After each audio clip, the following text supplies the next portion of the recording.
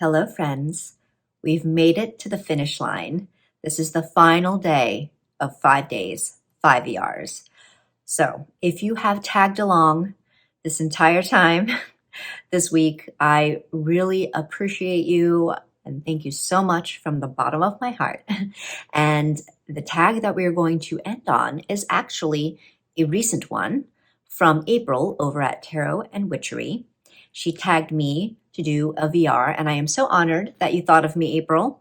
So if you don't know April, please go check out her channel. I will leave a link in the description box below. Show her some love.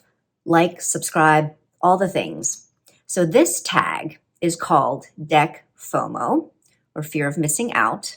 It's a great one. It's a great topic, and we have looks like seven questions. So let us get started. Number one, what triggers deck FOMO for you? Mainly the idea that that deck will go out of print and will not come back at any point. And then also when I see that a lot of the tarot people that I follow on YouTube or that I actually interact with, they have this deck and they are talking about it and so excited about it. I do feel like I am missing out. I feel like I am wanting to be a part of that conversation. And so that does tempt me toward a deck so that I can see what all the fuss is about, that I can participate in the discussions surrounding this deck that everyone seems to love. Number two, what is a FOMO deck purchase you regret? I cannot think of a FOMO deck purchase I regret. So I guess that's a good thing. I guess that's worked in my favor. Number three, how do you set limits? Well, lately I have been avoiding Kickstarters. I've been trying not to be on the pulse of what's coming out, the campaigns and such. I have also resisted pre-orders. So I think those are two strategies that have worked well for me since I've adopted them, just as a kind of general guideline. And then also, I have a retail temptation list that I keep in my Hobonichi. And essentially, this is not just for decks. It's for any kind of what I call like fun or frivolous purchase. But what I do is I keep a running list and then I highlight the purchases that I actually make so that I can look back at the end of the year and kind of take inventory of my spending patterns.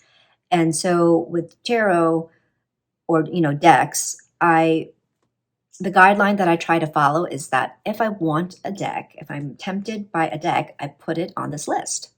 And I try to wait for a couple weeks to see if that kind of that excitement, that shiny new, acquisition excitement dies down, which a lot of times it does. And if it doesn't, then I will consider purchasing that deck.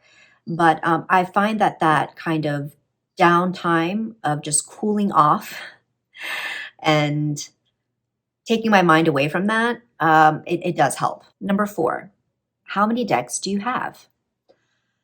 I forgot to look at my Libib, and that's on my phone, which is what I'm filming on right now. But if I'm counting my decks that I created and then the one that I co-created, so that's 7 total, plus everything else, Lenormand, Tarot, Oracle, etc., playing cards, I would say I'm in the 60 deck range. Number 5, how many decks do you need? Are we talking the rhetorical you, or are we talking me specifically? I guess the answer would be the same in that you only need one. So one good tarot deck, one Lenormand, if you read Lenormand, maybe one Oracle. So one. However, that does not speak to how many I want. And that's just a personal choice, but I like I like having a selection. Certainly, there are times when my fantasy self kind of kicks in of wanting my like very intimate selection of, I don't know, 10 ride or die decks that this is all I need. I don't need anything else. I don't want anything else. And this is it. And that's just not me. Like, that's just not the real me. That's not realistic. Number 6, what is one positive deck purchase from FOMO? The first one that came to mind was the Naked Heart Tarot by Gillian C. Wilde. I no longer have that deck, but I remember when I think it was either the second or third edition came out. That was when I was made aware that this deck existed. Everyone was talking about it. And I just saw it everywhere on all the social media platforms. And even though it was an animal deck, which, I'm not too keen on buying a lot of animal decks, I just wanted to know what the fuss was about. I was definitely experiencing that FOMO. And not only that, I mean, I just thought the deck was beautiful. It had a very minimalist look to it. So great use of white space, but then you had a lot of vibrant colors when it came to the animal chosen. I thought overall, Gillian C. Wilde chose very effectively and deliberately when it came to matching up the animal archetype with the card. And so that was a deck where the FOMO purchase worked out for me. I remember using that deck often for quite a while. And, then my time with it was up. And so I passed it on, but it's a great deck. It really is. Number 7, what are your thoughts on the current state of deck FOMO in our community?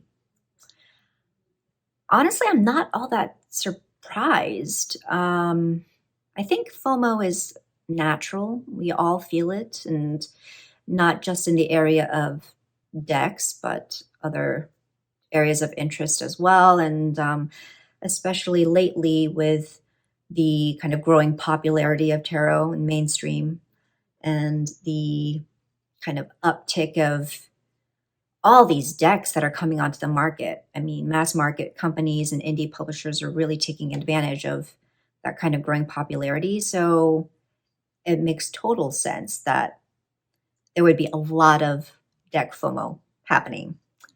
And for me personally, I don't think it's anything to be embarrassed about. Again, it's a very natural feeling to have. And so for me, it's really just more about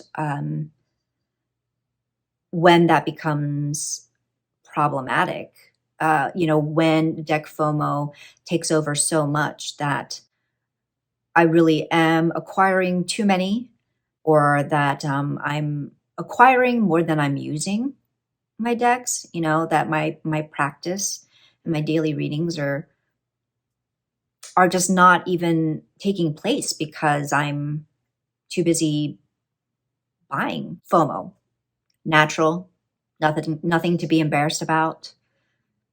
Can be problematic, can also be managed. And that kind of leads to the bonus question that I'm going to throw in and end on, which is, has there been an instance where you have successfully resisted deck FOMO? And for me, the one that I feel like I have resisted for now, is the Literary Tarot. When that Kickstarter went public and I was catching wind of this deck, I mean, talk about this deck being completely my cup of tea. As an English major at university, to have a deck fashioned on the theme of literature, and then on top of that, some of the artists and the contributors, it's like, oh my God, I'm fangirling. And I've resisted because, once again, as I've spoken about in other videos, themed decks where stories are tied to the cards oftentimes just does not work out very well for me. And so as much as I am experiencing, even now, some deck FOMO, thinking about that deck, I I didn't back it. And I look forward to hearing what other people have to say when they receive the deck. I look forward to seeing the deck because it wasn't even finished when that Kickstarter began. So I really am of the opinion that, you know what, if I'm meant to have a deck, it'll happen. And, you know, if I miss out, then there are worse things in life. I will make it. I will be okay. And with that, we conclude 5 days, 5 ERs. So I hope you enjoyed. And until the next time, much love and take care.